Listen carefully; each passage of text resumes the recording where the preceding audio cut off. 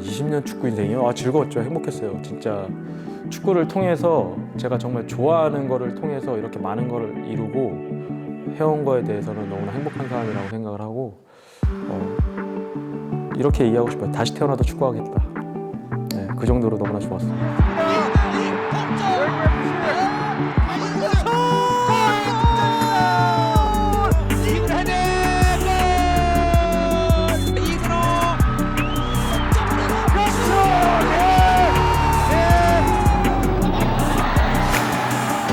왼발로 뛰어줬습니다.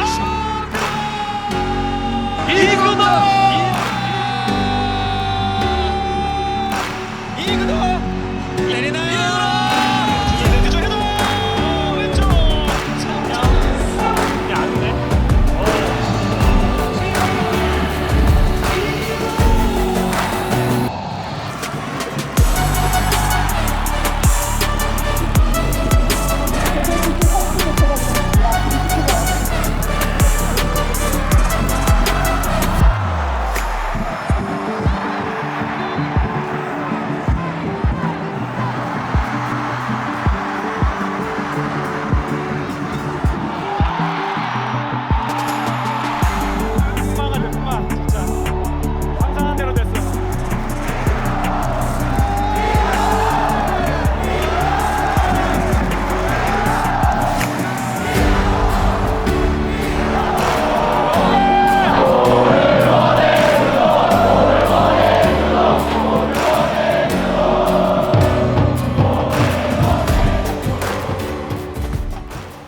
네, 안녕하세요. 대구FC 다큐멘터리 하늘색 동화 캐스터 윤장현입니다.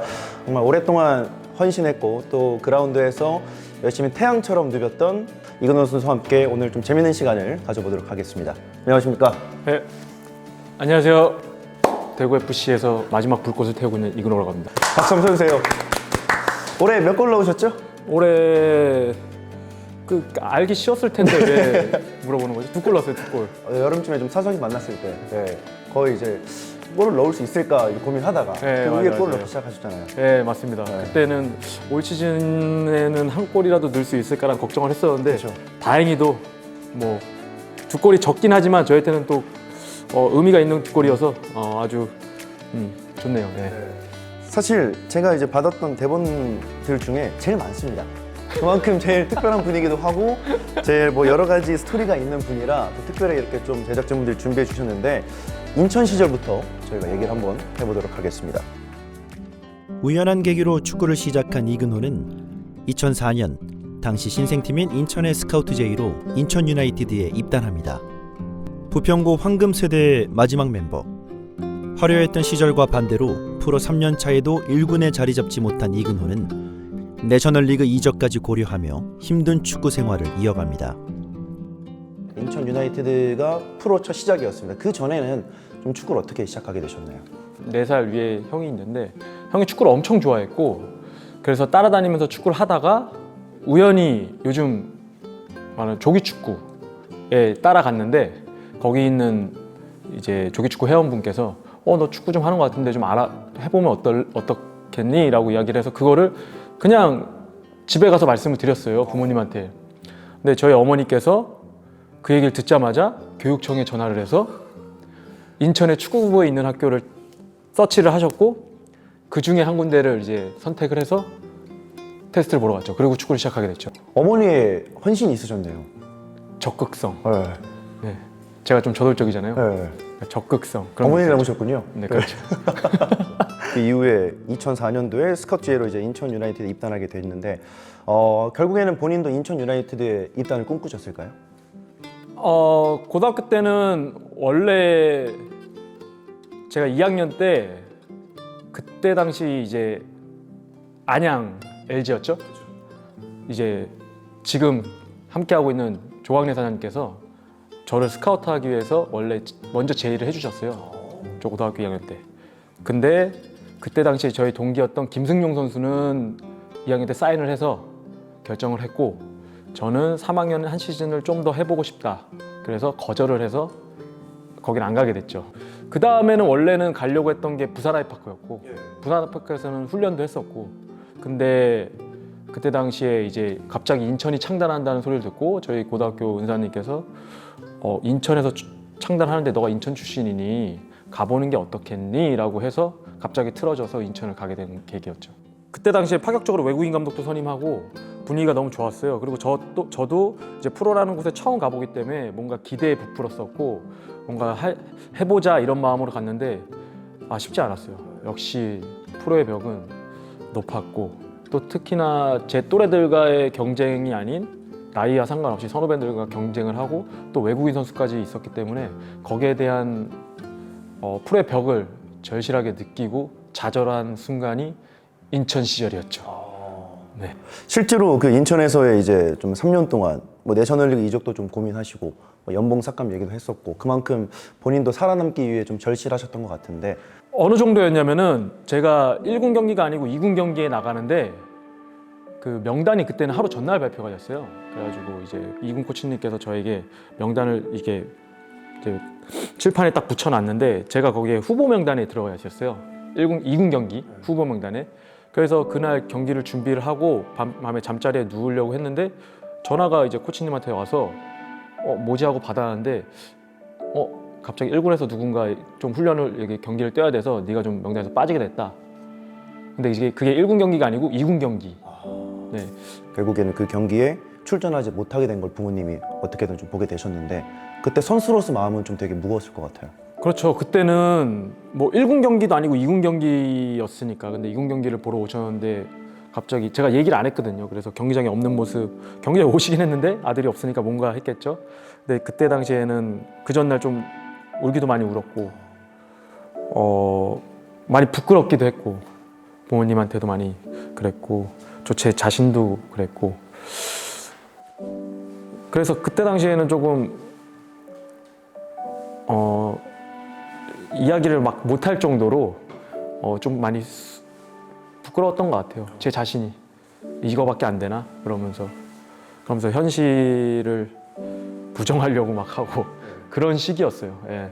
고등학교 때까지만 해도 승승장구했으니까 그래서 어느 정도 밝은 미래만 상상을 하고 왔었기 때문에 거기에 대한 충격, 뭔가 거기에 대한 좌절감은 상대적으로 많이 컸죠. 그래서 그때 당시에는 정말 축구를 프로팀이 아닌 실업팀에 가서도 해야 되나라는 고민을 할 정도로 많이 조금 고민을 하던 시기였어요. 그때 당시에는. 근데 다행인 거는 제 주위에 또 인천이었기 때문에 제 친구들이 많이 있었어요. 축구를 같이 했던. 근데 그 친구들이 대학팀에도 있었고 어떻게 보면 뭐 실업팀에도 있었고 그러다 보니까 그 친구들을 보면서 그래도 내가 좀 더 낫구나. 그런 위안을 삼으면서 여기서 내가 좌절하면 안 되는구나. 실은 좀 힘든 얘기를 하려고 했는데 친구들이 더 힘든 얘기를 하니까 그래도 나는 프로니까 그래서 더 힘든 얘기를 할 수가 없었어요. 그래서 빨리 받아들이고 그 다음을 위해서 또 열심히 훈련을 해서 다행인 건 그 다음에는 이제 2군 경기에 계속 나갈 수 있게 됐으니까. 근데 그때 당시에는 많이 힘들었지만 그 슬럼프 기간은 길지 않았다. 예. 그게 지금까지 22년 동안 뛸 수 있던 원동력이군요. 우선은 축구를 너무 좋아했고 그래서 훈련 시간 외적인 시간에도 축구에 활애를 많이 했었고 그러면서 그 슬럼프 기간 2년차 때까지 좀 힘들었는데 3년차 때 2군 경기를 뛰면서 자신감을 많이 얻었어요. 예. 그러면서 조금씩 뭐 1군 경기는 아니지만 2군 경기를 조금씩 출전하면서 골도 넣고 어시스트도 하면서 그러면서 자신감을 얻었고 그래서 인천에서는 솔직히 멀리 내다봤을 때 기회가 많이 없을 거라는 판단을 했었고 하지만 다른 곳에서 한번 도전을 한번 해보고 싶다는 생각을 가졌어요. 그래서 만약에 거기 인천이 아닌 다른 곳에서도 안 된다면 그거는 나의 실력 부족이다라고 이제 인정을 하려고 했었죠. 그리고 마지막으로 도전을 하게 된 게 대구였죠. 네. 2007 시즌을 앞두고 윤주일과의 트레이드로 대구FC에 이적. K리그 개막전 서울 원정 경기에서 첫 1군 데뷔한 이근호는 머지않아 3라운드 전남전 2번의 헤더 데뷔골을 시작으로 대구FC 특유의 총알 축구 핵심으로 자리매김하며 태양의 아들 탄생을 알렸습니다.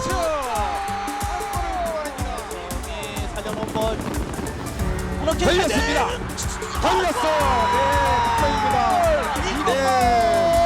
이에서 크로스 골키퍼 헤딩 네, 들어갔어요. 이근호 선수. 골입니다. 네, 올 시즌 이근호 선수 대구의 돌풍을 아주 만들어가고 있는데 네. 쪽으로 이근호 빠졌습니다. 이근호 역시 팬들의 기대를 저버렸습니다. 골이 터져나옵니다. 이근호. 예상을 뛰어넘는 대활약으로 고 핀 베어백 감독이 이끄는 국가대표팀의 생애 첫 승선. 이라크와의 친선 경기에서 데뷔골까지 넣으며 인기 스타 반열에 오릅니다.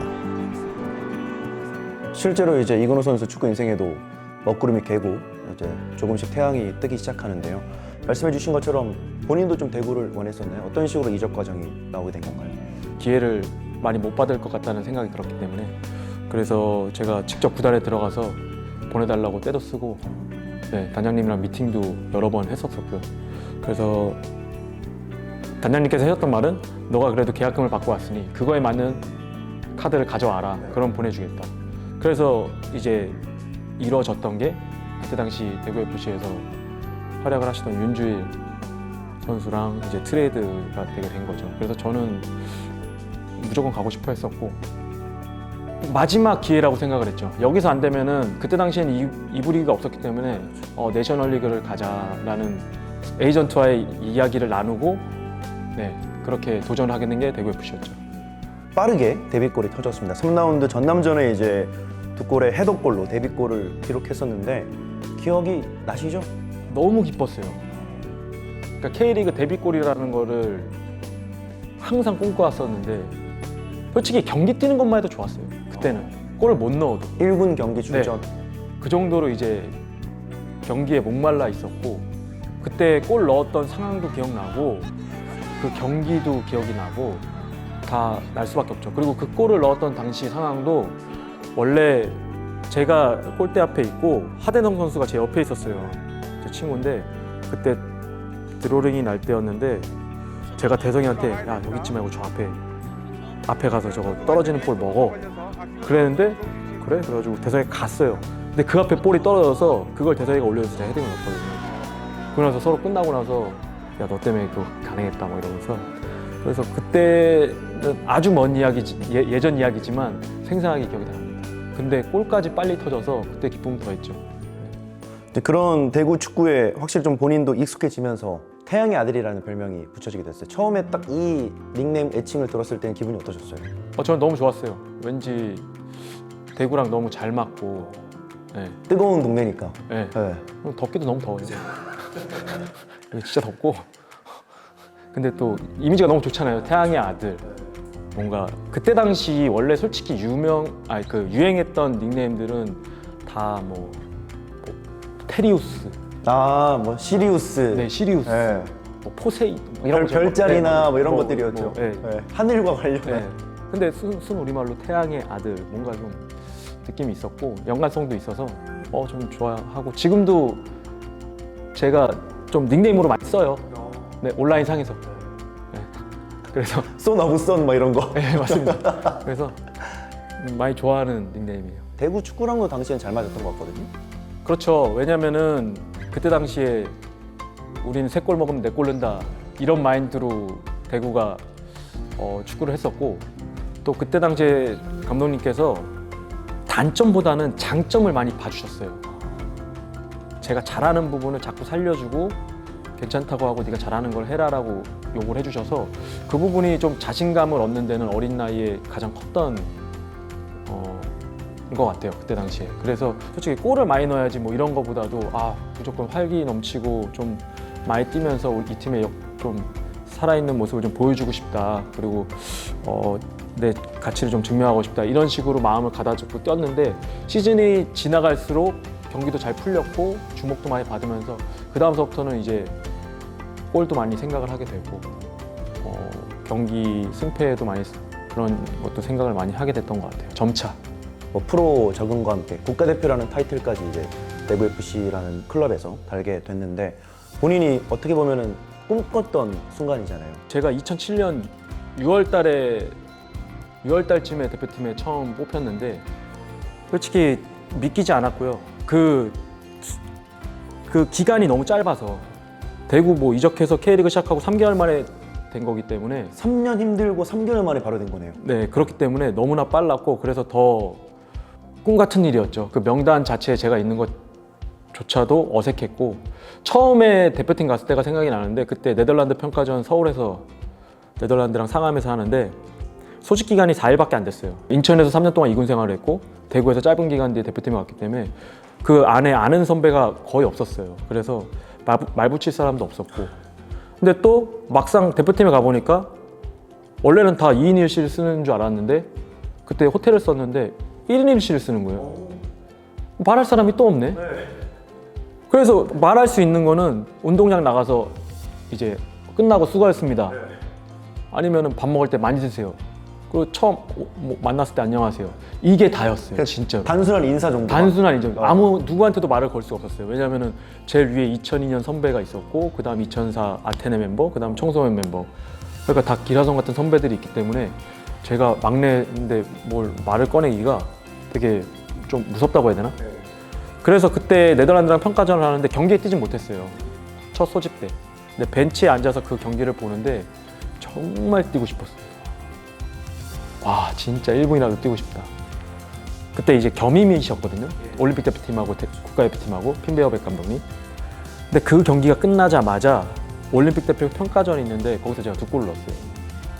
그래서 베어백 감독님이 그 다음 아시안컵 대표에 뽑아주셨는데 그때 해주셨던 말이 대표팀에 갔다 오고 나서 올림픽팀에서 경기를 나섰을 때 뭔가 힘이 들어가거나 그랬으면은 뽑지 않았을 텐데 그런 게 없이 하던 대로 이제 플레이를 하고 골도 넣어서 이어 나갈 수 있었다라고 이야기를 해주시더라고요. 그 다음에 뽑힌 다음에는 조금 익숙해졌죠. 그 이후에 실제로 이제 이라크와의 친선전에서 드디어 A매치 데뷔골도 기록하게 됐는데 제주도에서 첫 평가전을 하는데 후반에 교체 들어가서 진짜 하고 싶은 대로 다 했어요. 형들이 막 패스 안 준다고 뭐라고 할 정도로 누가 가장 뭐라 그랬나요? 막 그때 막 같이 뛰던 뭐 천수형이나 뭐 진짜 막 원래 줘야 되는데 그 경기 보면은 제가 막 사이드에서 막 안으로 계속 치고 들어요 그냥. 그런 다음에 슈팅도 때리고 마음대로 했어요. 그때 당시에 천수형이 사이드에서 다 제끼고 올려준 걸 제가 논스톱으로 차서 골을 넣었는데 진짜 그 세레머니 하는 영상을 보면 아직도 오글거리는 게 골은 넣었는데 친한 사람이 없는 거예요. 대표팀에 간 지 얼마 됐어요. 그러니까 혼자 방황하다가 그냥 우리 코칭 스태프한테 가요. 네. 그러니까 형들하고는 그때까지는 이제 너무 서먹할 때랑 그래서 혼자 이렇게 하는 그 세레머니 과정이 나오거든요. 근데 이건 저만 하는 건데 어울리지 못했어요 그때까지. 같이 막 해야 되는데 그 정도로 대표팀이라는 곳이 낯설고 아직까지는 어색했던 때였어요. 근데 다행히도 데뷔 전에 골을 넣어서 그 다음엔 형들이 많이 더 좀 가까워질 수 있는 계기도 됐죠. 2008 시즌 극단적인 공격 축구로 확실하게 자리 잡은 대구FC는 최다 득실점으로 낭만 있는 K리그 로맨티스트 팀으로 불렸고 등번호 10번을 단 이근호는 대구FC 축구의 중심에서 맹활약했습니다. 이근호 선수의 골이 터져나오면서 3대2. 저돌적이고 투정심 강한 이근호의 모습은 2008년 베이징 올림픽 대표팀 박성화 감독의 마음을 사로잡았고 리그에서의 활약을 올림픽 본선 무대에서도 이어갑니다.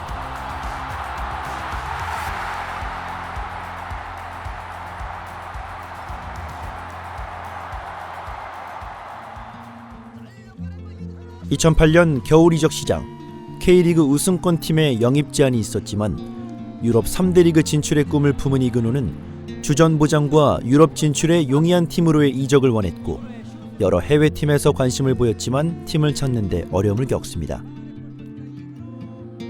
뭐 파리랑 빌렘트랑 오덴세는 훈련을 다 했으니까 그리고 그 당시에 가운데 위건에서도 훈련했었고 훈련한 거는 그 네 팀인 거고 그 외로 막 뭐 블랙번 뭐 여러 가지 뭐 그런 거는 너무나 많아서 지금 돌이켜보면 제일 아쉬운 거는 네덜란드 빌렘트가 제일 아쉽고요. 왜냐면 빌렘트라는 팀 자체가 제가 이제 그때 허정무 감독 대표팀 감독님께서도 네덜란드에 뛰셨으니까 여쭤보기도 했는데 약팀이라고 했어요. 되게 약팀이다 거기는. 그리고 도시도 작고 되게 약팀인데 그래도 가서 경기를 뛸 수 있거나 뭔가 자리를 잡는 데는 많이 도움이 될 거다. 그렇게 조언을 해주셨어요. 그래서 계약을 하면 되는 건데 사인을 하면 되는데 다 끝났고 훈련도 다 끝났고 뭐 모든 게 다 끝나서 분위기가 좋았는데 그때 이제 나타난 이제 에이전트가 갑자기 말도 안 되는 PSG를 꺼내가지고 거기로 날아간 게 어떻게 보면은 제일 큰 실수였죠. 그때 당시에 파리로 날아가서 뭐 훈련도 다 하고 클럽하우스 경기장 가서 경기도 다 보여주고 훈련도 같이 해주고 뭐 같이 하고 분위기가 너무 좋았는데 결국에는 뭐 계약이 사인을 못했으니까.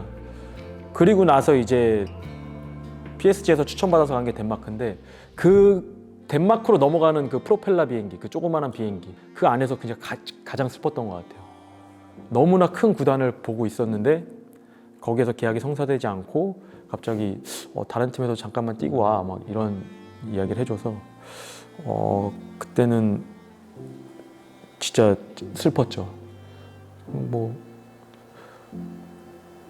많이 슬펐던 것 같아요. 그 비행 안에서도 노래도 막 이상한 노래 나오고 막 슬픈 노래들 막 나오고 다 내 얘기 같고 그때가 조금 많이 좌절하고 힘들었던 순간이에요. 그게 아마 대표팀까지도 이어졌고 미숙했죠. 왜냐면은 저도 그랬지만 같이 일하는 에이전트 형들도 그렇고 거기 이제 그 팀도 그렇고 제대로 알아보지 못했던 거죠. 그런 부분이 좀 아쉬웠죠.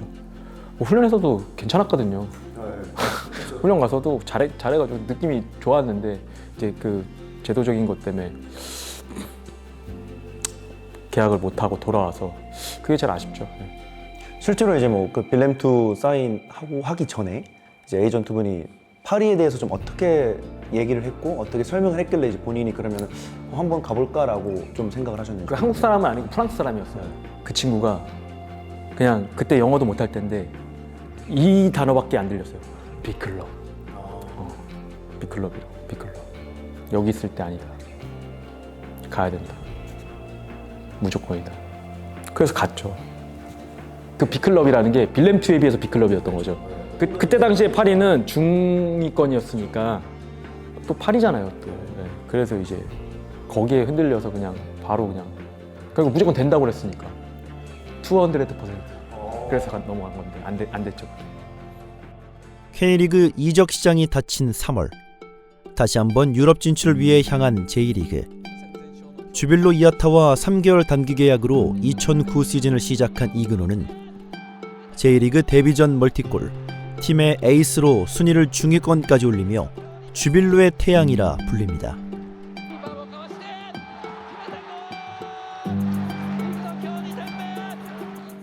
(2009년 6월) 지난 겨울 관심을 보였던 파리 생제르맹과 다시 이적 협상을 했으나 예상하지 못한 변수로 자신을 품어준 주빌로 이와타로 다시 돌아갑니다.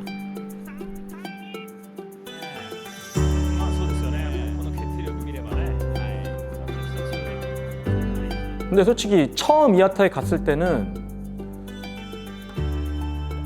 거의 일본어도 안 하고 그랬을 정도로 그냥 계약 자체도 연봉을 그냥 알아서 주세요.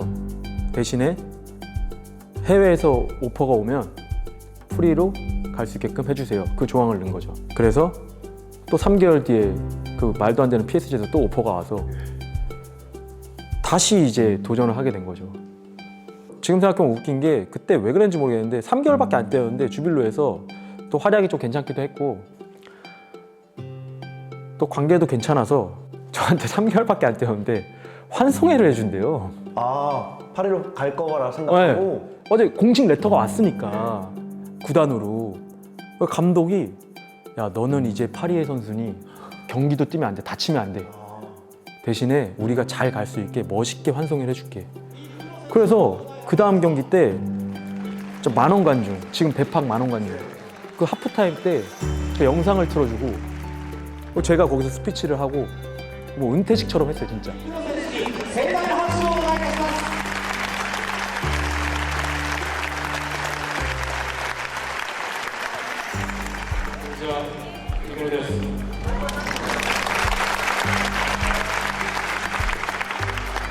주빌로 대 쓰고 싶다 질 거나?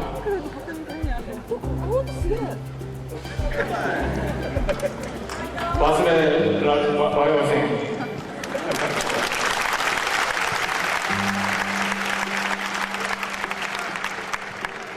これからも頑張ります。ありがとうございました。 막 스피치를 하고 운동장을 또 멋있게 한 바퀴 돌아요. 또 손을 들면서 인사하고. 네. 고맙습니다. 그랬는데 이제 또 이제 감독 교체도 있고 모두 해가지고 점점 이제 차순위로 밀려나면서 그때 당시에 월드컵 예선도 있고 그래서 허정무 감독님께서 빨리 팀을 어떻게든 해라. 저도 결단을 내린 거죠. 더 이상 기다릴 수 없으니 돌아가야 되겠다. 다시 이제 주빌로로 돌아오게 되는 그런 말도 안 되는 상황이 또 벌어진 거죠. 네. 너무 뻘쭘한데 뭐 스미마세 인사하고 다시 주빌로에서 또 뛰었죠. 네. 네, 제대로 된 계약을 하고 다시 뛰게 됐죠. 네, 그러면서 이제 주빌로의 태양이라는 또 현지에서의 애칭도 불리게 됩니다. 네, 맞아요. 네. 그거는 이제 대구의 태양이라는 별명을 알고 계셔서 그거를 따서 주빌로에서 그렇게 또 불러주셨어요. 또 한 번 유럽 진출 불발의 여파인지 J리그 12라운드까지 단 한 골. 부진으로 시작한 2010 시즌 이근호는 허정무 감독이 이끄는 대표팀에서도 폼이 떨어지며 결국 2010 남아공 월드컵 최종 엔트리에서도 떨어지게 됩니다. 2010 시즌 여름 간바 오사카로 이적한 이근호는 마음의 짐을 털어내며 심기일전했고 2011 시즌 J리그 공격 포인트 1위를 기록하며 조광래호가 이끄는 대표팀의 오랜만의 승선에 득점까지 하며 자신의 부활을 알렸습니다. 그때는 뭐 거의 정상이 아니었죠. 좀 어린 나이였고 그걸 잘 잡지 못했어요. 그래서 대표팀에서도 솔직히 경기력이 너무 안 좋았고 그리고 나서 한 1년 동안 좀 경기력이 안 좋았고 그리고 대표팀도 탈락을 하게 돼요. 그러면서 이제 그 1년 동안 저도 방황을 하면서 뭐 놀기도 많이 놀았고 뭐 이것저것 했는데 결국에 돌아오는 건 아무것도 없고 그래서 마음을 다 잡게 되죠. 아 이거는 아니다. 다시 명예회복하자. 그래서 2011년 시즌 도중에 이적을 하게 됐는데 그때 이적을 하게 된 계기는 제가 주빌로에 또 요청을 합니다. 저 팀으로 옮겨야 되겠습니다. 근데 그랬던 이유는 주빌로에 2명의 선수가 한국인 선수가 더 있었는데 지금 이우진 선수랑 박주호 선수랑 제가 같은 팀이었어요. 제가 월드컵에 떨어지고 나니까 이 선수들이 저를 신경 쓰기 시작하는 거예요. 그 선수뿐만 아니고 일본 선수들 모두가 제가 오면은 뭔가 조금 조심스러워하고 제가 좀 그때 좀 어두우니까 분위기가 그러다 보니까 팀에 영향 좀 미친다고 생각을 했어요. 그러니까 걔네들도 불편하고 나도 불편하고 그래서 이 부분을 가장 친한 형이랑 고민을 했는데 주빌로 야타에 계시던 그러면 옮겨라. 서로에게 그럴 바에는 솔직하게 이야기를 해봐라. 하고 구단이랑 이야기를 나눴는데 구단에서도 그거를 인지하고 있었고 그래서 팀을 알아봐주고 그래서 간바를 가게 된 거죠. 6개월 동안은 성적이 좋지 않았어요. 간바에서도. 그 방황이 2010 남아공 월드컵까지 이어져요. 그 슬럼프가. 그러면서 언론이나 여러 매체에서 이근호는 이제 안 된다라는 기사들도 많이 나왔었고 팬들 사이에서도 그런 얘기가 많았고 그래서 개인적으로 투자를 진짜 많이 했어요. 뭐 개인 트레이닝도 많이 받고 그러면서 다시 올라서기 위해서 몸을 많이 열심히 만들다 보니까 2011년에는 좀 자신감을 가지고 시즌을 시작할 수 있었죠. 초반에는 조금 뭐 그런 부담감도 있어서 경기력이 좀 그랬을 수 있는데 경기력이 안 좋진 않았어요. 근데 골이나 뭐 이런 포인트가 좀 적었을 뿐인데 근데 다행히 경기에 꾸준히 나가다 보니까 그게 반등을 하게 된 것 같아요. 네. 그럴 때 이제 나 다시 또 살아난다, 부활하겠다라는 생각을 스스로도 하셨을 것 같아요. 그렇죠. 아무래도 대표팀에 다시 가게 되면서 아직도 기억나는데 제가 온두라스 전에 골 넣으면서 그때는 좀 눈물이 좀 날 뻔도 했어요. 왜냐면은 다시 돌아와서 골을 넣을 수 있을까라는 생각을 했는데 평가전이었지만 그래도 다시 돌아와서 대표팀에서 골도 넣고 그리고 원래 그럴 분위기가 아니었는데 주변에 있는 형들이 와서 골을 넣었으면 야 잘했어라고 해줘야 되는데 고생했어. 다들 뭐 그렇게 해주니까 저도 모르게 뭐지 이거? 그런 느낌이었어요. 그래서 그 다음 월드컵을 위해서 열심히 해야 되겠다는 생각을 다지게 됐죠. 이게 실제로 좀 저희 같은 일반인들은 궁금한 건데 애초에 국가대표를 처음 갈 때 심정도 좀 설레지만 이게 한창 내가 국가대표의 부름을 받다가 중간에 내 개인적인 슬럼프로 못 받고 다시 재발택될 때 그때 기분이 더 좋을 것 같기도 하거든요. 좋지만 발탁된 걸로 그냥 좋지는 않고 가서 잘해야 되겠다는 생각이 더 크죠. 아무래도 그 처음에는 그런 거에 대한 기대치도 낮았고 대표팀에 대한 뭔가 그래서 발탁된 것만으로도 좋았다면은 그 이후에는 발탁되고 나서 이제 어떻게 해야지라는 생각을 더 많이 했던 것 같아요. 군 문제 해결을 위해 2011 시즌 이근호는 위약금까지 내며 4년 만에 국내로 복귀합니다. 울산 현대로 이적한 이근호는 팀을 아시아 챔피언스리그 무패 우승으로 이끌며 MVP와 올해의 선수상까지 받고 화려하게 상무로 입대합니다. 찬란히 빛나는 태양을 무엇으로도 가릴 수 없듯 이근호는 상무에서 커리어 첫 득점왕과 MVP 선정, 2014년 브라질 월드컵 러시아와의 1차전에서 득점까지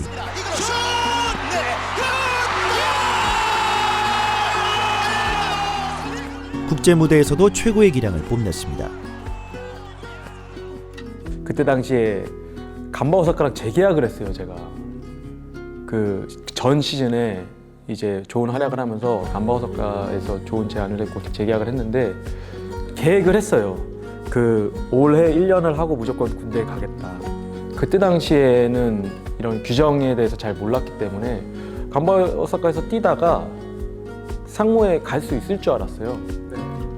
근데 알아보니까 해외에 팀을 두고 국내로 바로 군대 팀으로 갈 수 있지 않고 국내 팀에 제가 소속이 돼 있어야지만 상무에 갈 수가 있더라고요. 그래서 또 구단에 요청을 하죠. 이번에 간바에게. 네, 저 간바 군대 가야 됩니다. 그래서 그때 위약금 1억 내고 왔어요. 간바에서는 지금 대체 선수가 없으니까 그럼 6월 달에 7월 달에 가라. 이적 시장 열릴 때. 네, 그렇게 가라. 근데 또 그거는 또 제가 갑자기 7월 달에 간다고 해서 바로 군대 가는데 받아줄 팀이 있을지도 모르겠고 그래서 그건 안 될 것 같습니다. 좀 알아보겠습니다. 좀 버텨주십시오. 제가 군대를 가게 됩니다. 다행히 그 위약금을 많이 낮춰줘서 그럼 명분이 있어야 되니 1억이라도 내라. 좀 내고 왔죠. 그러면서 이제 본인이 정말 아시아의 이름을 널리 떨치게 되는 기회가 됩니다. 그때 당시에는 뭐 무서울 것도 없었고 노란색 머리, 탈색 머리 시절. 그리고 그 탈색 머리도 솔직히 말해서 어차피 난 내년에 군대를 가야 되니 머리로 할 수 있는 장난은 다 쳐보자. 김홍 감독님께서 경기력이 안 좋으면 저한테 맨날 뭐라고 했어요. 경기력이 안 좋으면 이제 너 머리 이거 안 돼 그러면서 막 했는데 다행히 경기력이 괜찮아서 감독님께서 아무 말 안 하시고 너무 신경을 많이 쓰니까 그때 워낙 스케줄이 빡빡해서 아챔도 뛰고 FA컵도 뛰고 리그 뛰고 그리고 이제 또 대표팀까지 뛰어야 되는 일정이어서 정말 경기를 많이 뛰었던 기억이 나요. 그때 당시에. 그래서 한번 막 역시차도 걸리고 뭐 우즈벡 갔다가 한국 갔다가 다시 사우디 갔다가 막 그러니까 시차를 적응하지 못하고 다시 또 가고 막 이런 기억도 나고 그때 당시에 1년 하고 나서 그 중간중간에도 그때 당시에 한창 중국이 한참 돈을 쓸 때였고 또 울산도 그 다음에는 리그 우승을 위해서 도전을 하자 그러면서 더 하고 가라. 근데 더 하고 갈 수가 있었거든요, 1년을. 근데 이제 처음 시즌이 시작하기 전서부터 계획을 했던 거기 때문에 그냥 군대를 가야 된다고 밀어붙였죠. 그래서 군대를 가게 됐죠. 그래서 그 1년을 좀 알차게 보내려고 노력을 많이 했었죠. 상주 상무에서도 본인 뭐 경기 열심히 뛰고 했지만 이 일반 축구 팬들에게 이근호라는 이름을 더욱더 각인시켰던 것은 역시나 올스타전 때 트랙터 몰고 온 부분이거든요. 당시에 좀 뭐 이벤트성이었지만 트랙터 타보셨을 때 좀 많이 힘드셨잖아요. 재밌었어요. 트랙터 타보셨어요? 못 타봤죠. 근데 그때 당시에 그 기획 자체가 너무 재밌었고 저도 이거 보면서 이거 재밌다. 왜냐면 상주라는 이미지 자체가 이제 뭐 트랙터랑 너무나 잘 어울리고 또 근데 제가 또 군인인데 그때 기획을 보면은 뭐 건빵도 먹고 마스타도 먹고 뭐 이것저것 막 하는 게 많아요. 그러니까 이제 군인들이 봤을 때도 너무나 재밌고 근데 거기에 트랙터까지 접목시키니까 너무 재밌겠다. 아 그래 하자. 뭐 이래서 하게 됐는데 그렇게 대박 칠 줄은 몰랐어요. 네. 그리고 그때 대박을 쳤던 제가 생각할 때 이유 중에 하나는 그때 당시엔 댓글이 있었잖아요. 댓글들이 너무 재밌는 거예요, 사람들이. 그래서 그거 보면서 아 이게 좀 이슈를 끌긴 끌었구나. 제대로 하긴 했구나. 이런 생각 많이 했죠. 당시 기억나는 댓글 있어요? 그 영상에서 제가 저는 상주에서 트랙터를 타고 올스타전에 갑니다 하고 운전하고 막 가거든요. 그런데 댓글 이제 밑에 창에 한 달 뒤에 뭐 어디 휴게소에서 봤어요. 뭐 이걸 선수 뭐 아직도 올라오고 있다 이런 식으로. 아직도 올라오고 있는데 거기까지 왔던데요. 네, 통감자를 드시고 계세요. 그러면서 또 그 밑에 댓글은 그 다음 휴게소에서 저 며칠 뒤에 봤어요. 뭐 그래서 아직도 도착을 못 하셨더라고요. 막 이러면서 그러니까 그런 것들이 보면서 근데 그런 얘기 해주시더라고요. K리그에서 그때 이후로 이런 유튜브라든지 이런 온라인상의 이런 미디어 거기에 좀 더 발전이 있었다. 거기에 좀 제가 기여를 했다라고 이야기를 해주셔서 아주 뿌듯했습니다. 많은 축구 팬들에게 각인이 됐던 건 역시나 2014년 선수로서 갔었던 이제 브라질 월드컵 얘기를 약간만 더 해보고 싶은데 뭐 이제 본인 스스로는 이번엔 꼭 갈 수 있겠다라는 확신이 있으셨나요? 아니요. 뭐 그때는 좀 마지막까지 긴장의 끈을 놓지 못했어요. 그리고 마지막에 그 발표 이제 TV에서 뭐 수비수 골키퍼서부터 발표를 할 때 그때 제가 군대 안에서 봤거든요. 네모반에서. 네. 근데 진짜 많이 떨렸어요. 혹시나. 네. 그때는 왜냐면 4년 전에 그런 아픔이 있기 때문에 마지막까지도 그리고 정말 발표가 딱 됐을 때 이제 안도했죠. 그때 당시 몸 상태도 괜찮았었잖아요. 네, 몸 상태 좋았어요. 그때는 왜냐면은 그 부분은 박항서 감독님한테 좀 감사한 부분인데 리그보다 월드컵에 몸을 맞출 수 있도록 배려를 많이 해주셨어요. 뭐 웨이트 트레이닝이라든지 피지컬 훈련이라든지 이런 부분은 원래 경기에 맞춰서 해야 되는데 그때는 너가 월드컵에 나가야 되니 월드컵에 맞춰서 훈련을 해도 괜찮다라고 해주셔서 그래서 리그 때 되게 못했어요. 너무 마음을 놓고 월드컵만 봐서. 네. 근데 그 정도로 배려를 많이 해줬어요. 네. 월드컵 때 러시아전 골. 그 부분이 아마 본인 인생에도 가장 큰 골 중에 하나일 것 같거든요. 네, 가장 큰 골이 됐죠. 왜냐하면은 그 4년 전에 아픔이 있었기 때문에 그 브라질 월드컵은 저 개인적으로 너무나 기대했던 월드컵이고 솔직히 골까지는 상상만 했었죠. 그리고 그게 이루어질 거라고. 그때 이제 교체로 출전을 하게 되는데 그러니까 기다렸던 순간이 온 거잖아요. 그래서 경기뿐만 아니고 월드컵 가서도 훈련도 그렇고 정말 그 후반 교체 들어갈 때 뭔가 좀 한번 해보고 싶다. 그리고 경기 전에 슈팅 훈련을 하는데 그날따라 슈팅이 너무 잘 맞았어요. 하나 걸리면 때려야지 그런 생각을 하고 있는데 그리고 제가 원래 중거리 슛을 그렇게 많이 차는 선수도 아니고 근데 그때 당시에 그 슛은 솔직히 들어가서는 안 되는 골인데 얼마 전에 또 인터뷰 했더라고요. 네. 기름손. 네. 아킨페브가 공식적인 인터뷰를 했더라고요. 그 골 이후로 자기가 뭐 커리어가 좀 많이 무너졌다.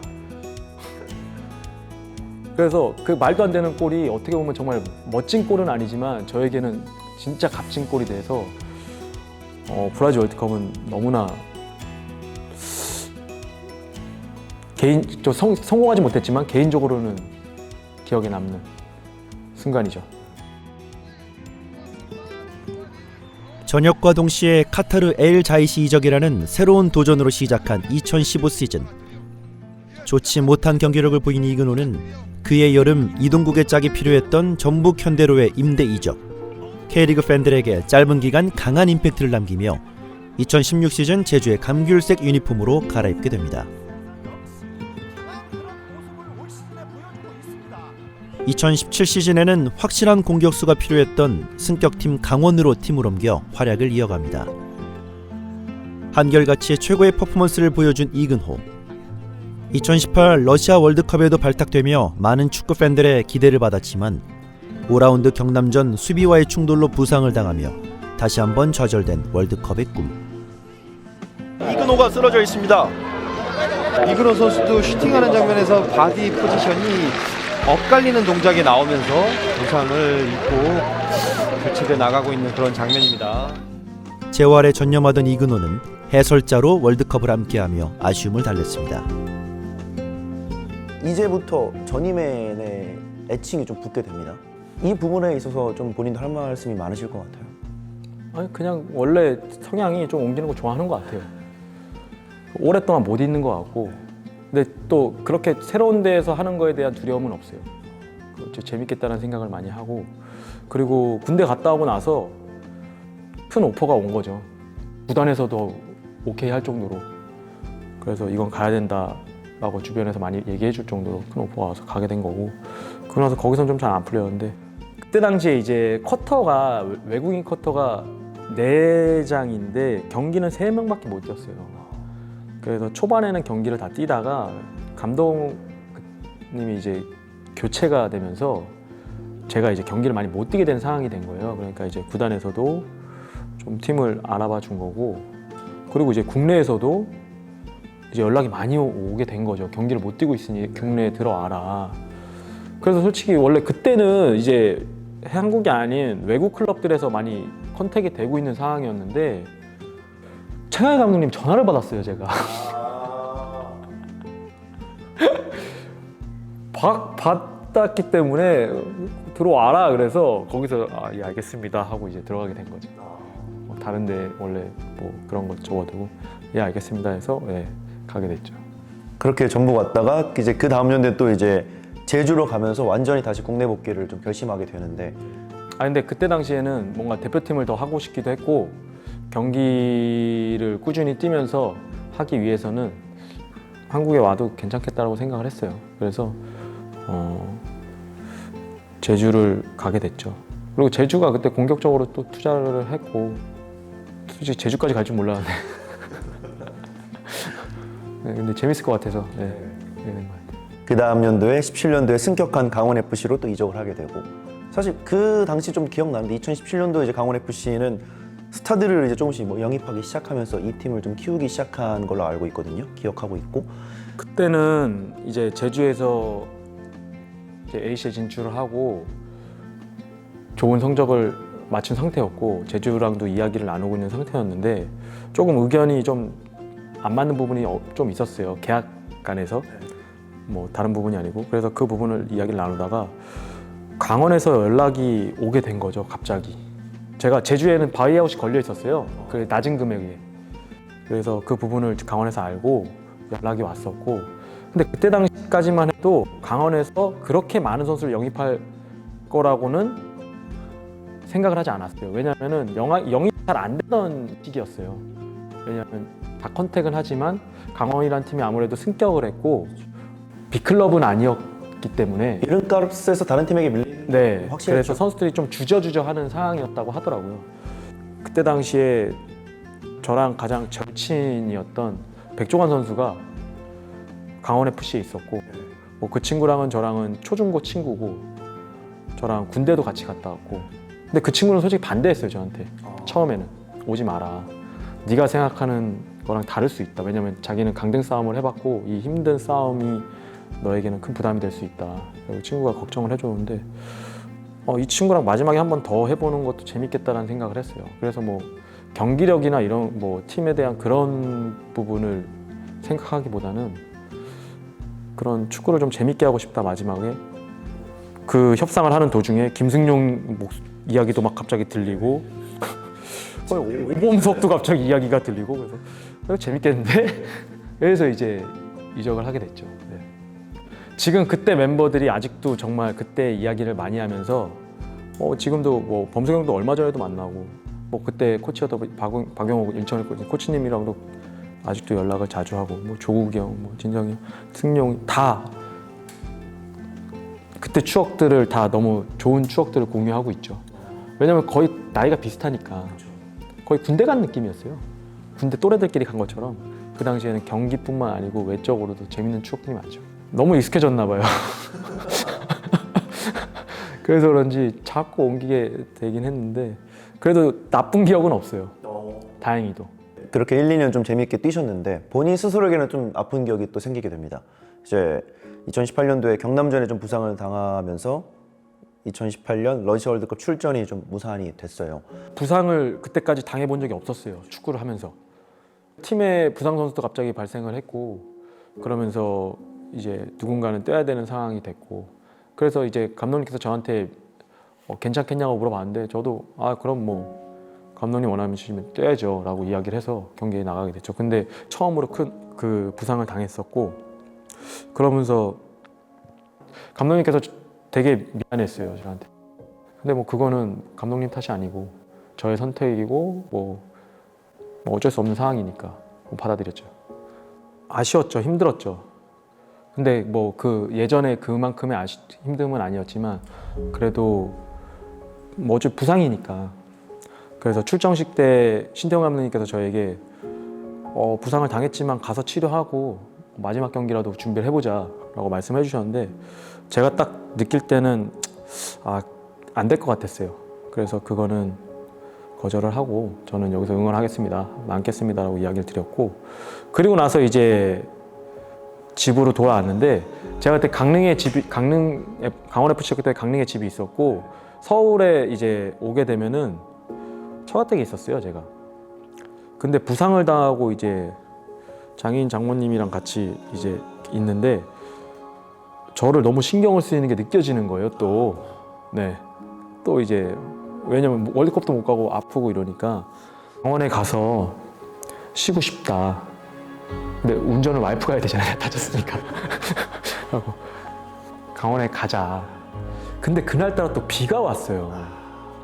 그래서 장모님도 뭐 내일 가라. 와이프도 내일 가자. 그랬는데 저는 이제 그 분위기가 너무 저는 이제 그래서 오늘 가자 하고 갔는데 희한하게 그날따라 가다가 제가 사고가 나요. 교통사고가. 네.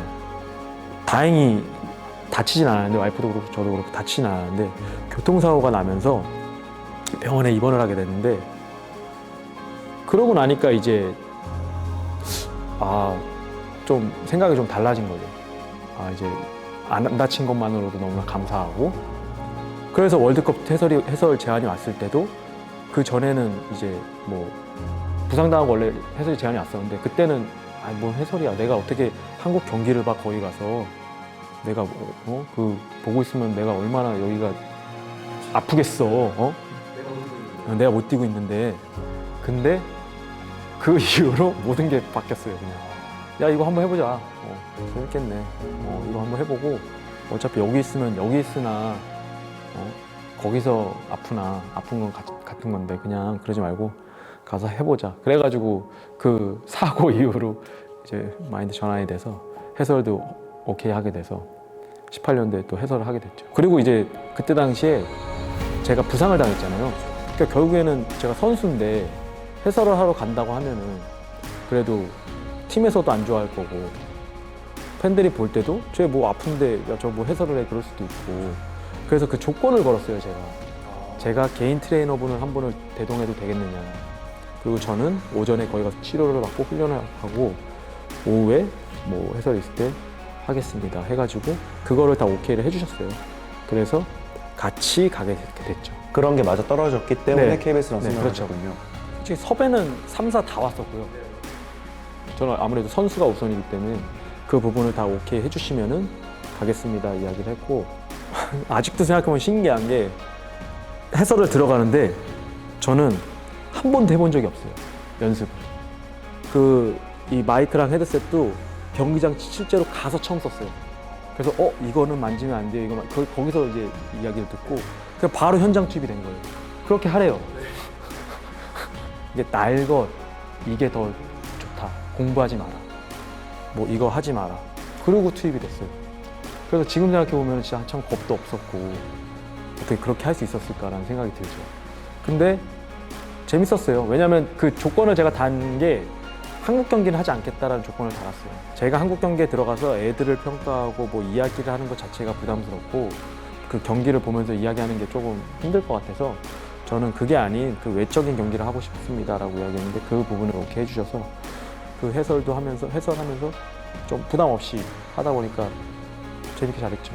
월드컵을 나갔을 때 그 준비 기간도 정말 길고 성적을 내기 위해서 또 준비를 하잖아요.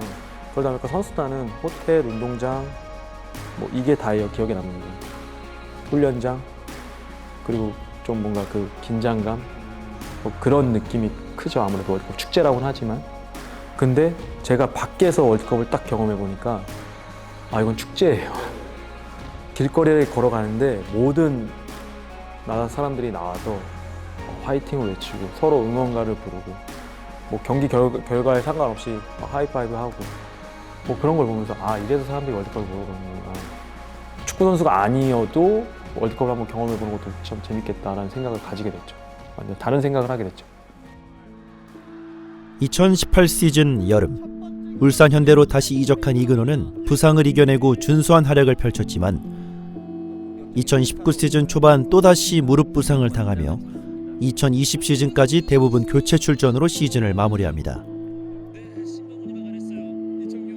부상 이후로 제가 처음으로 그런 아픔을 좀 겪었고 벤치에 있는 시간들이 많아졌고 또 제 몸 상태가 정상이 아닌 상태에서 뛰는 경우가 많았어요. 근데 거기에 대한 평가는 오롯이 제가 받아들여야 되는 상황이 왔고 누가 뛰어도 이상하지 않고 누가 벤치에 있어도 이상하지 않은 상황이었는데 그러면서 이제 받아들이게 된 거죠. 왜냐하면 제 경기력으로서 증명을 못했기 때문에 제가 뭐 투덜거릴 수 있는 상황도 아니었고 그럼 자연스럽게 받아들이게 된 것 같아요. 그러면서 좀 은퇴해야 되는 생각도 하게 됐었고 경기 출전에 대한 생각 뭐 여러 가지 생각들을 하게 됐죠. 2021 시즌 어느덧 프로 18년 차의 이근호.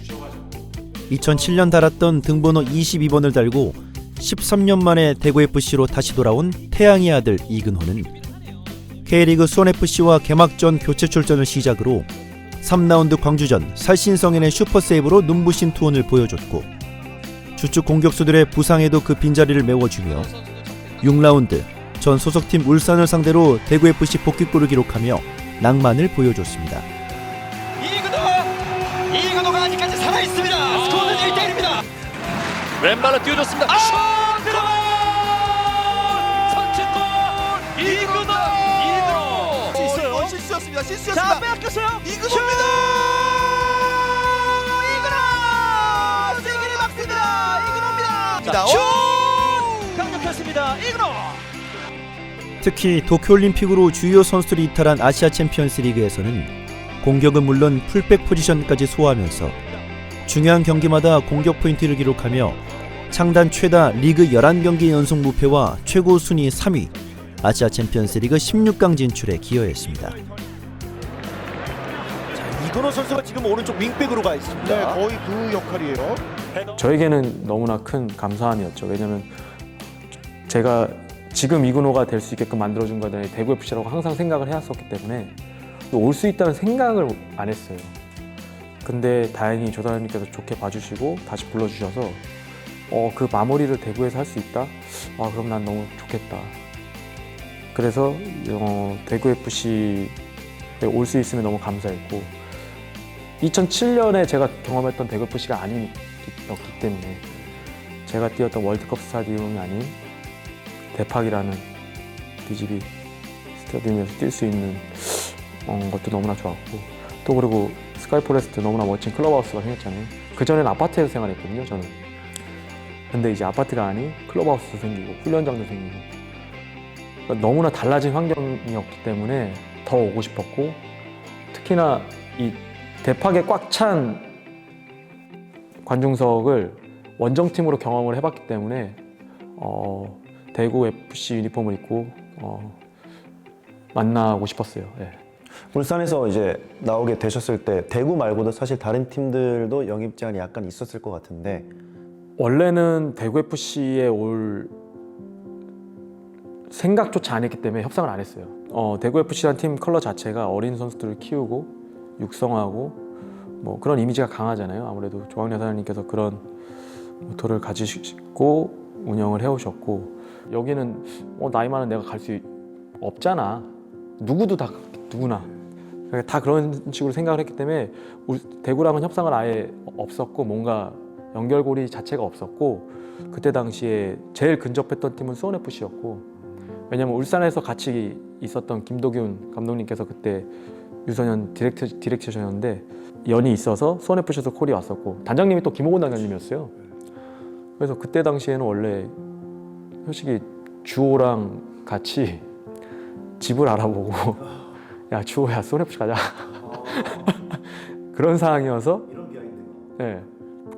주호가 집 다 알아보고 이제 형 가자 했는데 저희가 이제 틀어버린 거죠. 항상 주호가 그래서 형한테 뒤통수 맞았다고. 근데 이제 그런 찰나에 수원FC 말고도 뭐 그때 당시 성남, 경남, 뭐 2부였던 경남도 있었고 여러 팀들이 있었는데 이제 협상 과정 중에 저희 에이전트가 우연찮게 조사장님을 만나서 옛날 이야기를 나누다가 제 이야기가 나왔는데 근호 요즘 뭐해? 이렇게 돼서 이래서 지금 나와 있습니다 했는데 의외로 긍정적인 이야기를 많이 해서 저한테 전화를 해서 괜찮겠냐 해서 전 무조건 좋죠. 저는 가고 싶습니다 해서 3일 만에 끝났죠. 네, 3일 만에 그 얘기를 저한테 의사를 물어보고 3일 뒤에 조사장님한테 전화가 왔어요. 계약하자가 아니고 네 몸 좋노? 뭐하노? 들어와라. 할 수 있겠나? 예, 할 수 있습니다. 와라. 그게 끝이었어요. 네, 그래서 사인도 하기 전에 저는 남해에 합류를 했죠. 네, 그렇게 시작이 됐습니다. 네. 사실 그게 고등학교 때 조광래 감독님의 제의를 약간 거절했던 마음의 빚이 있어서는 아니고요. 그건 아니고 그건 절대 아닌데 진짜 참 다행이라고 생각했던 게 제가 한 번씩 새해 인사를 드렸어요 문자로. 여러분 사회생활 이렇게 중요합니다. 네. 한 번씩. 아니 그냥 매년 드린 건 아닌데 그냥 한 번씩 드린 적이 있어요. 예, 그래서 드렸었는데 아주 반갑게 받아주신 적이 있었거든요. 근데 이게 또 이렇게 될 줄은 몰랐죠. 잘해야 됩니다. 근데 저한테 문자 안 왔더라고요. 근호 형이랑 연을 맺은 이유도 게임대 이후에 명절 때만 연락을 했거든요. 사실 그렇게 2021년에 이제 대구로 돌아와서 당시 대구의 분위기도 좋았고 뭐 구단 역사상 11경기 무패 막 이런 기록도 이제 이어가게 됐는데 주연은 아니지만 그래도 주연으로 뛰면서 내가 이 팀에 이바지하고 있다 이런 생각은 분명히 강하셨을 것 같아요. 베스트로 나가서 90분을 다 뛰어야지라는 욕심은 없었어요 솔직히. 왜냐면은 저에 대한 단련을 다 하고 온 상태였기 때문에 제 몸 상태를 알았고 그리고 코칭 스태프에서 오히려 배려를 많이 해줘서 뭐 제가 후반에 나가서 힘을 쓸 수 있게끔 해주셨기 때문에 거기에 대한 불만은 없었고 거기 외적으로 여긴 어린 친구들이 너무 많았기 때문에 내가 다른 부분으로 또 할 수 있는 것들이 있다고 당연히 생각을 했어요. 그래서 선수들 앞에서 훈련이라든지 뭐 이런 이야기라든지 그런 것들을 더 하려고 했고 그런 역할을 좀 많이 했던 것 같아요. 그래서 실제로 이제 아시아 챔피언스리그에서는 뭐 팀 내 사정상 풀백으로도 좀 뛰게 되셨는데 풀백을 처음 뛰어봤어요. 잘못 이야기한 줄 알았어요. 그래갖고 그때 얼마나 웃겼냐면은 가와사키랑 후반에 뛰는데 어쩔 수 없이 제가 사이드백을 봐야 되는 상황이 온 거예요. 그래서 사이드백을 봤는데 또 나쁘진 않았어요. 경기가 나쁘진 않았는데 제가 어떻게 하다가 이제 우리 스로잉이 난 거예요. 그래서 자연스럽게 볼을 받으러 갔죠. 그러니까 볼을 던지러 간 게 아니고 누가 던져주게 해갖고 등을 지려고 이러고 있는데 다들 날 쳐다봐. 제가 던져야 되는 상황인 거죠. 그러니까 그거를 착각하고 처음 봐보니까 망각하고 있다가 내가 다 해야 되는구나. 내가 다시 들어서 던졌던 기억이 나죠. 아마 28살 이후였으면은 안 했죠. 베테랑이니까 가능하다. 네, 그럼요. 그 정도 나이 이제 찼으면 그냥 시키는 거 감사합니다고 해야죠. 네. 여전히 놀라운 기량을 보여주던 이근호는 대구 팬들의 큰 사랑으로 즐겁게 축구할 수 있었다며 2022 시즌 대구FC로 완전 이적합니다. 하지만 구단 창단 20주년의 부푼 기대에 반해 지독한 무승의 늪에 빠지며 강등 위기. 팀의 부주장이자 맏형으로서 이근호는 경기장 안팎으로 흔들리는 어린 선수의 버팀목이 되며 K리그1 잔류에 큰 힘을 보탰습니다. 이상의 돌파. 자 그리고 크로스.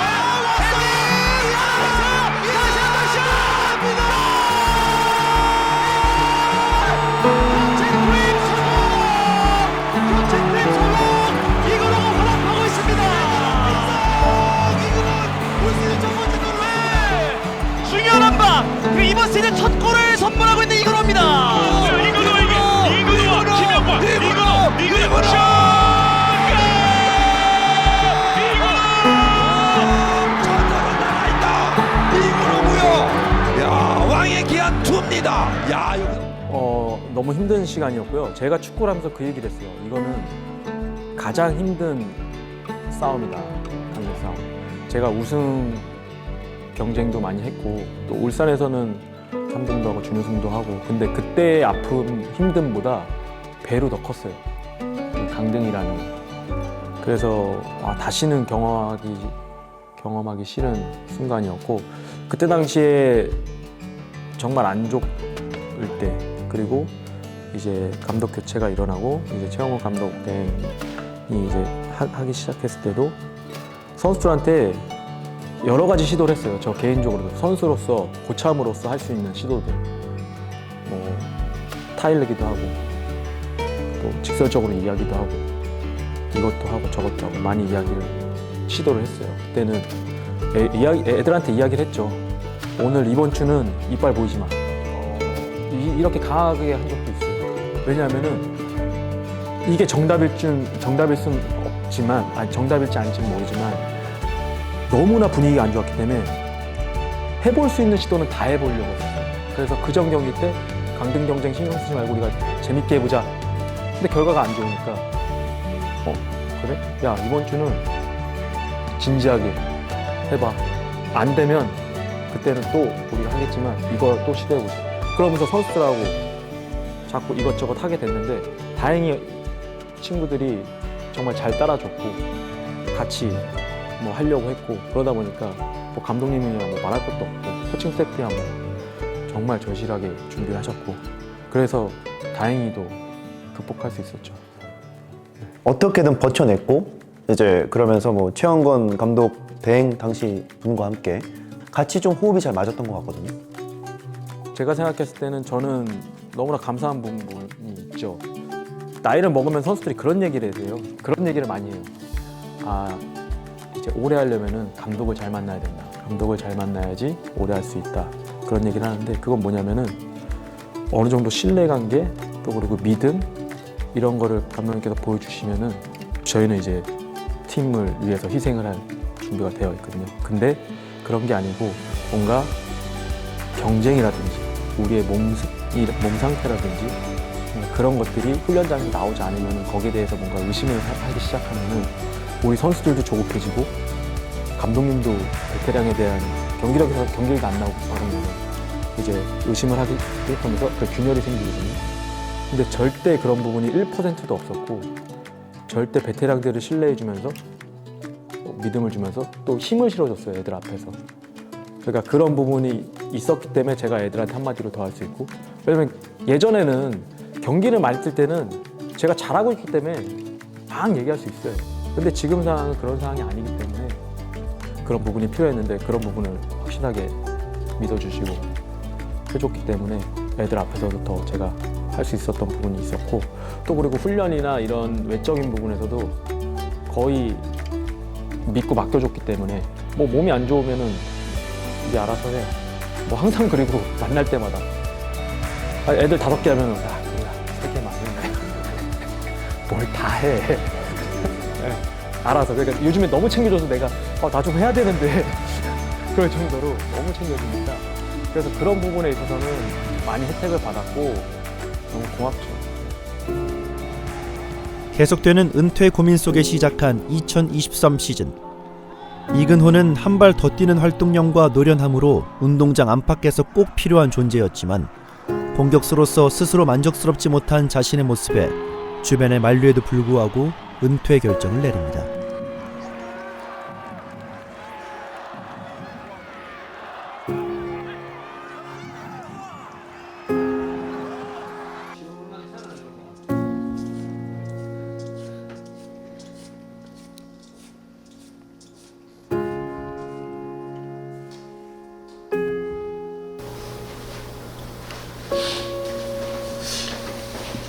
그럼 제가 그거 뭐야?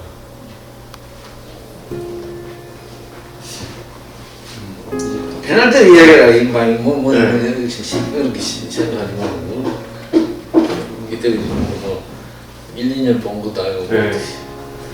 이 어릴 때부터 봤는데 이거 뭐 잘 알죠. 축구를 올해까지 제가 좀 열심히 해서 잘 마무리하고 싶어서요. 네, 그렇게 말씀 드립니다. 그래, 이거는 뭐 누구든 뭐 은퇴야 뭐 누구든 해야 하는 거잖아. 네. 은퇴하는 시점이나 해야지. 그걸 좀 잘 생각해야 돼.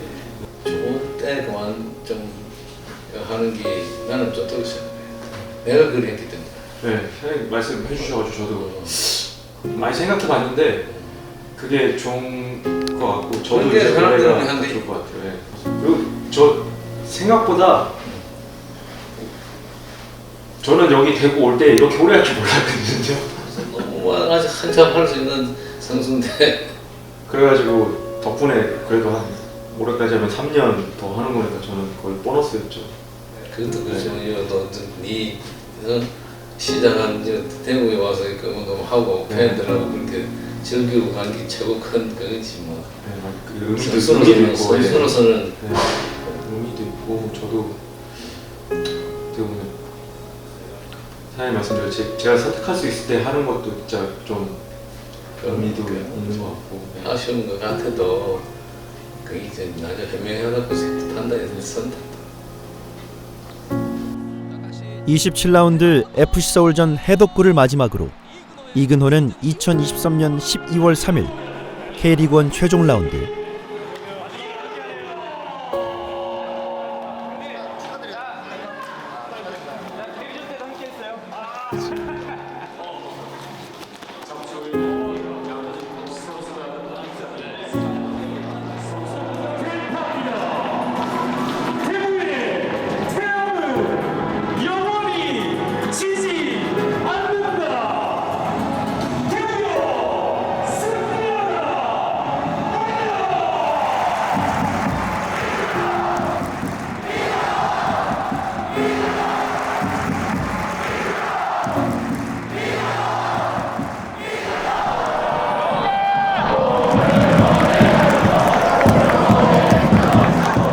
처음 프로 유니폼을 입었던 인천 유나이티드를 상대로 후반 15분까지 여전히 위협적인 모습을 보였고 찬란한 노을과 함께 많은 이들의 박수를 받으며 프로 20년 인생을 바쳤던 그라운드를 떠납니다.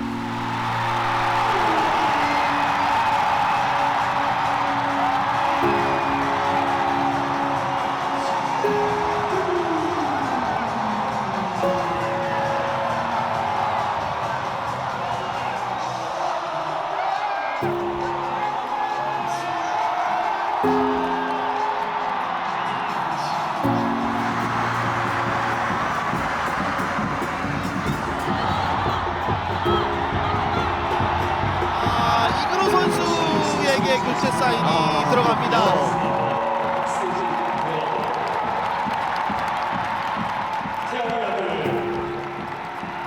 이근호 선수가 나옵니다. 대구의 태양을 이어버려라. 모든 선수들이 이근호 선수의 마지막 퇴장을 축하해 줍니다.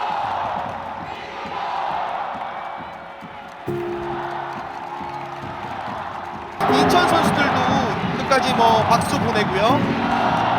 떠나가는 이근호 선수를 배려합니다. 그렇습니다. 이근호 선수의 선수로서의 모습은 여기까지였습니다. 그렇군요.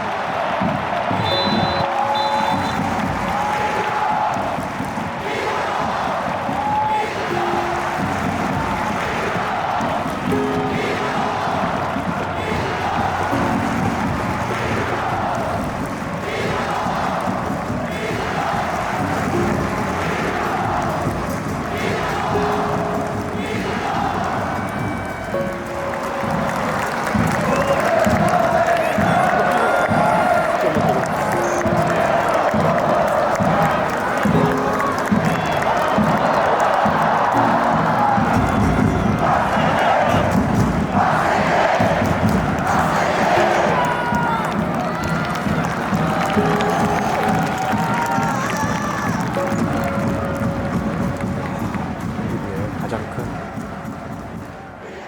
그냥 뭐 솔직히 뭐 어렸을 때서부터 뭐 가족이나 뭐 이런 거라기보다는 제 자신이었던 것 같아요. 제 자신한테 좀 더 축구를 워낙 좋아하니까. 근데 축구를 좋아하지만 잘하기 위해서는 더 노력해야 되고 또 결과를 내야 되고, 그러니까 더 즐겁게 좀 축구를 하면서 제가 좋아하는 축구로 성공을 하고 싶다는 생각을 많이 했어요. 그래서 끊임없이 노력을 했던 것 같고, 그리고 항상 저는 제 자신이 부족하다고 생각을 했어요. 남들보다 좀 축구를 늦게 시작했고, 그리고 기술적으로 많이 부족하고, 좀 더 노력해야 되고 좀 더 발전해야 되고, 그런 스스로의 생각을 계속 되뇌이면서 그걸 좀 붙잡았던 것 같아요. 또 자신이 있었고요. 네. 그런 자신이 있었기 때문에 크게 두려움이나 이런 건 없었죠. 그러니까 아무래도 2021년에는 부상 때문에 아무래도 그 1년에 모든 걸 쏟아야 된다고 생각을 했었고, 또 그 다음 거는 그 다음에 생각을 하자. 왜냐면 제 몸이 안 되면은 뭐 계약을 할 수 없는 거니까. 원래 이 나이가 되면은 계약을 길게 안 해주세요. 그러니까 막 5년 계약해 주시면은 5년 뒤에 은퇴하겠습니다 할 텐데, 계약을 1년씩 해주시니까 그래서 그 1년이 마지막이라고 생각하고 항상 했죠. 그래서 항상 집에다도 와이프한테도 올해가 마지막이야, 올해가 마지막이야, 그거를 지금 계속하니까 안 믿어요. 지금도 은퇴를 하긴 하는 거야 라고 번복하는 거 아니야?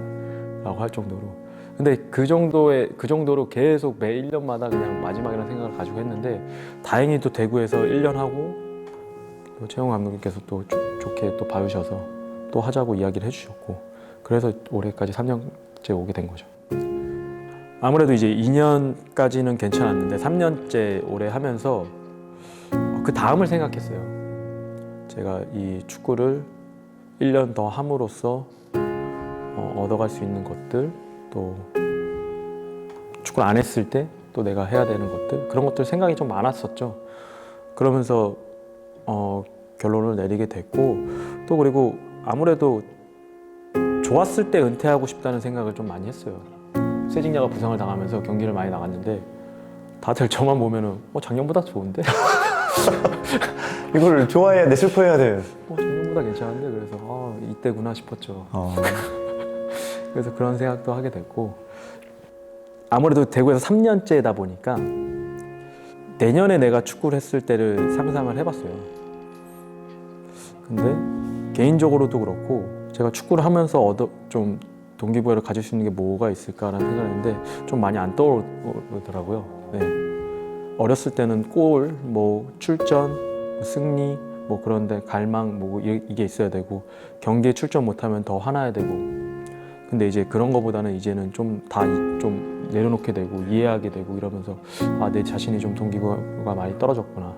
또 4년 차가 되면서 뭔가 애들한테 또 해줄 수 있는 이야기나 이런 게 반복되고 이러다 보면 아무래도 지금보다는 내년에 좀 더 영향력이 좀 떨어지지 않겠나. 그런 계산도 좀 하게 되고. 그러니까 이제 결과적으로 봤을 때 그래도 지금 이렇게 좋은 모습을 보일 때 좋게 떠나면 딱 지금이 좋겠다라는 생각을 했죠. 그래서 올 초에 마음을 먹고 중간에 이제 감독님하고 미팅을 했죠. 어떤 데이터인지는 안 적어주셨는데, 데이터로 따졌을 때 이근호 선수가 1위, 세징야 선수가 2위라는 증거를 내미시면서 은퇴를 좀 말리셨다고. 요즘에는 이제 데이터가 다 나오니까 기록이. 그러니까 제가 원래 많이 뛰어요. 쓸데없이 많이 뛰어요. 쓸데없이 많이 뛰는데, 그러면 이제 애들이 맨날 이야기해요. 제가 45분 뛰고 나오잖아요. 그러면 이제 전반 후반 나눠서 막 나오는데, 형 22명 중에 형이 1등이에요. 아니면 형이 2등이에요. 1등은 거의 세진이가 1등을 하고 거의 2등, 뭐 3등 그렇게 해요. 뛰는 양이. 조카뻘과 똑같네요. 그래서 조카 아들뻘이죠, 아들뻘. 예. 그러니까 이제 뛰는 양으로 보면은 그 정도로 이제 제가 뭐 아직도 1, 2등 하더라고요, 보니까. 그게 뭐 잘못된 건지 뭔지는 모르겠지만. 그래서 애들이 좋아할 수도 있어요. 그 형이 빨리 살아야 된다. 저 형으로 인해서 지금 어린애들이 지금 피해볼 수도 있잖아요. 네. 왜 니네들이 이렇게 못 뛰어? 네. 그러니까. 데이터가 나오니까. 데이터가 나오니까. 근데 이제 그 뛰는 양이랑 또 제가 몸으로 느끼는 거는 또 달라요. 왜냐하면은 그 기록은 야, 근호가 38살, 39살인데 저렇게 뛰어? 이런 놀라움인 거고, 제가 느낄 때는 예전에 나였으면 이거보다 더 뛰었을 거고 더 스프린트가 많았을 거고 더 폭발적인 액션 스피드가 더 많았을 거라고 생각하는데 거기에 한참 못 미치니까 제 개인적으로는 그게 안 되니까 제 자신으로서도 이게 어느 정도 이제 왔구나 이런 생각 많이 하게 되죠. 지금 뭐 39살 이근호가 잘 뛴다고는 하지만 예전하고 비교했을 때는 그거에 별개로 또 다른 거에서 제가 많이 부족하다고 많이 느끼고 그렇습니다. 이제 마음이 좀 어떠세요? 아직까지는 뭐 서운하지 않아 그러는데 뭐 아쉽고 뭐 서운하고 막 이런 게 아니고 대팍에서 이렇게 멋지게 은퇴식을 할 수 있다는 거. 또 왜냐면 주변에 많은 선배들을 봤지만 자기 선택으로 은퇴하는 경우가 많이 없었잖아요. 저 같은 경우는 구단이 또 배려를 해주셔서 또 이렇게 멋지게 또 마무리를 할 수 있게끔 준비해 주시는 것에 대해서 참 감사한 것 같아요. 번외로 커리어가 좀 길었던 분이니까 축구 선수를 좀 꿈꾸는 아이들이나 축구 선수 중에 좀 슬럼프에 빠진 친구들에게 해주고 싶은 말씀이 있다면? 자기가 축구를 시작했던 시간을 많이 떠올렸으면 좋겠고요. 왜 시작했고 자기가 왜 더 노력을 해야 되는지에 대한 의미를 안다면은 슬럼프를 극복할 수 있을 거라고 생각을 해요. 뭐 쉽게 얻어지는 거라면은 그 행복은 크지 않을 거지만 정말 어렵고 힘들게 얻게 되면은 그 행복이 배로 되기 때문에 지금 힘들겠지만 참고 견디고 이겨낼 수 있기를 바란다고 이야기해주고 싶고 뭐 특히나 뭐 축구도 중요하지만 축구 외적으로 정말 바르게 컸으면 좋겠어요. 네, 그러면은 잘하는 선수가 될 수 있지만 또 인성까지 겸비하면 훌륭한 선수가 될 수 있기 때문에 그런 부분을 좀 강조해주고 싶어요.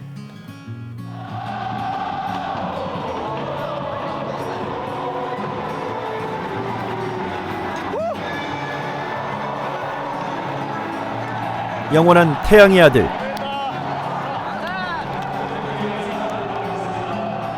이근호.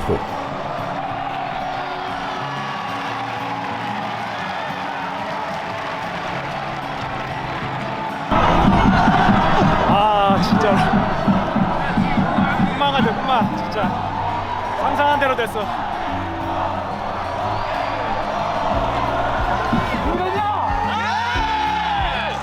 어디라도 그대들과 함께하리라.